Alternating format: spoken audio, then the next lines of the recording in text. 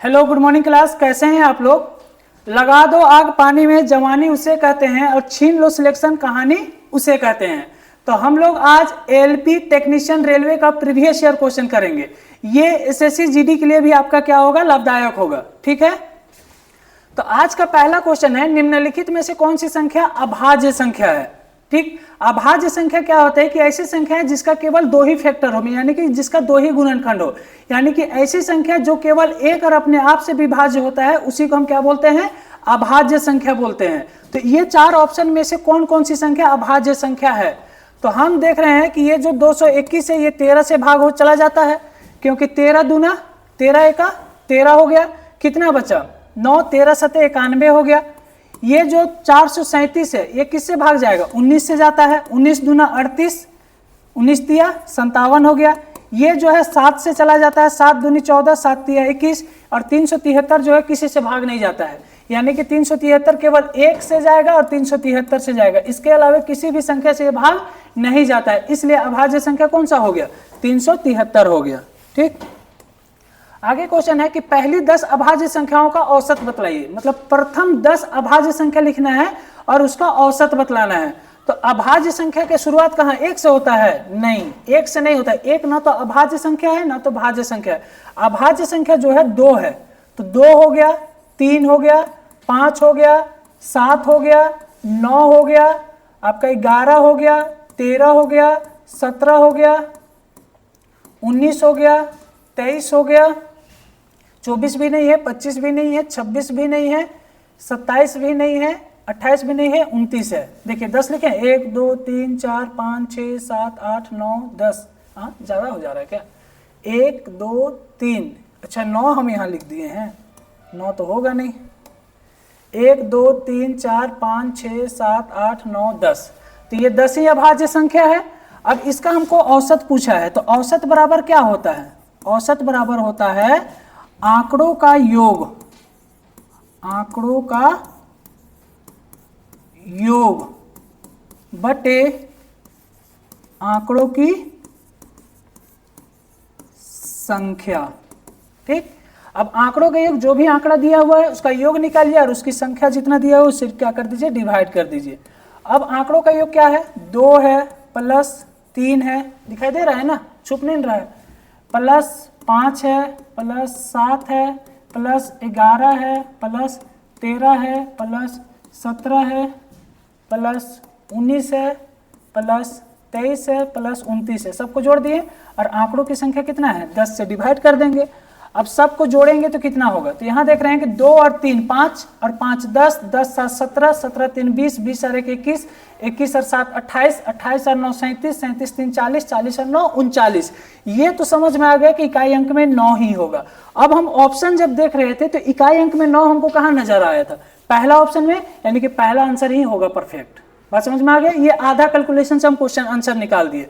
अब हम देख रहे हैं कि पूरा जोड़ लेते हैं, तो 49 का 9 हुआ, हाथ में कितना बचा है 4, 2 और 2 4, 4 1 5 6 7 8, 8 और 4 कितना हो गया 12, और बट्टा में कितना है 10, 10 से भाग करेंगे तो कितना निकल के आएगा 12.9, यानी कि पहला ऑप्शन ही होगा।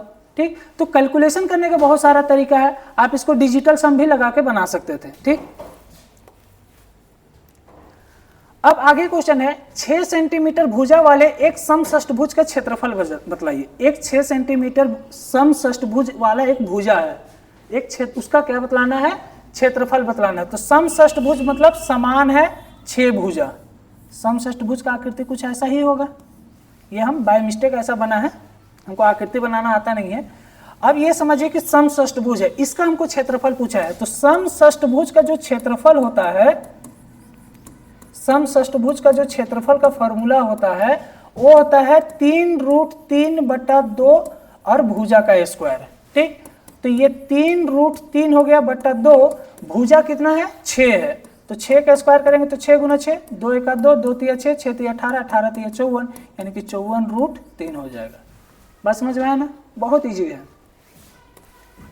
अब है कि एक दुकानदार को एक वस्तु पर कितना मूल्य अंकित करना चाहिए जिसके की लागत उचित 153 रुपया हो, ताकि 15% की छूट देने के बाद भी 20% का क्या हो, लाभ हो। बोल रहा है कि एक दुकानदार जो है ना उस वस्तु पर कितना मूल्य अंकित करे कि उस वस्तु पर 15% का छूट देने के बाद भी वो 20% का लाभ कमाए, जबकि उस वस्तु को कितना में खरीद के लाया है 153 रुपया में। तो हमको बतलाना है कि उस वस्तु का अंकित मूल्य क्या होगा। तो यहाँ 3 चीज है, एक सीपी होना चाहिए, एक एसपी होना चाहिए, एक एमपी होना चाहिए। ठीक, हम लोग इसको फ्रैक्शन से बनाते हैं। पहले 15% का छूट दिया है तो 15% का फ्रैक्शन हो जाएगा 15/100। फ्रैक्शन कैसे निकालते हैं, परसेंट हटाए, डिवाइड में 100 आया, 5 दिया 15, 5 दूना 10, यानी कि 3/20 आ गया।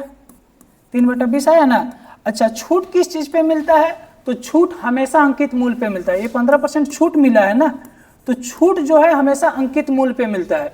तो हम ये मानते हैं कि 20 रुपया अगर अंकित मूल्य रहा होगा तो 3 रुपया छूट देगा तो कितना में बेचा होगा, 17 में बेचा होगा, 17 में ही ना दिया होगा।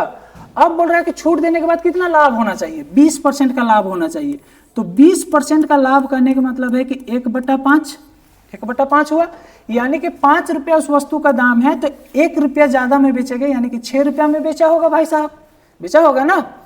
अब हम देख रहे हैं कि एक वस्तु का जो एसपी है वो अलग अलग है। क्या एक वस्तु का एसपी अलग अलग हो सकता है, नहीं हो सकता है। तो इसको तो हमको बराबर करना पड़ेगा। अब बराबर करने के लिए क्या कर सकते हैं, तो नीचे वाला संख्या को ऊपर से और ऊपर वाला संख्या को नीचे से गुना कर देंगे। बात समझ में आया। तो 17×5 = 85, 17×6 = 102 और 20×6 = 120। बहुत अच्छा। अब हमको दिख रहा है कि सीपी 85 है और एमपी 120 है, लेकिन सीपी कितना बोला है, नहीं 153 है। तो हम क्या बोल सकते हैं कि 85 का जो वैल्यू है 153 के बराबर है, तो 1 का वैल्यू क्या हो जाएगा, तो 153/85 होगा। हमको क्या पूछा है, एमपी निकालने के लिए ना। तो 1 का वैल्यू जब निकल गया तो हम अब जिसका निकालने के लिए बोला उसका वैल्यू पुट करेंगे। तो अब हम 120 का वैल्यू पुट कर देते हैं। तो 120 बराबर क्या हो जाएगा सर, तो 120 बराबर हो जाएगा बाबू आपका 153/85 गुना 120 हो गया। अब 5 से काटेंगे, 5 × 5 = 6, 7, 8, 3, 5 × 7 = 35, 5 दूना 10, 0, 17 ना हुआ 153,